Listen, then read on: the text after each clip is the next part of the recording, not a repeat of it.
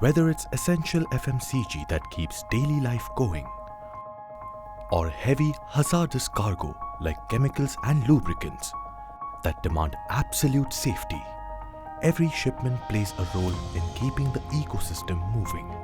And steering this massive lifeline are our unsung heroes, India's truck drivers. करीब 15 साल हो गए मुझे ये ट्रक चलाते हुए। शायद कोई ऐसा राज्य बचा हो जहां मैं नहीं गया हूं। But the road is demanding, long hours, harsh glare, and endless highways. The problem was visible, and the need was urgent. Kotak CSR philosophy is to support communities which are critical for India's growth, but often underserved. Transport workforce is one such community. With Sehat Ka Safar, we intend to create a long-term impact on the trucking community.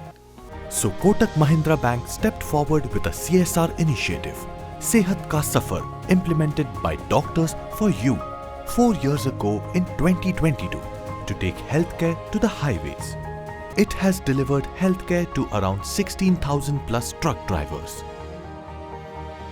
across 140 plus cities through 150 medical camps.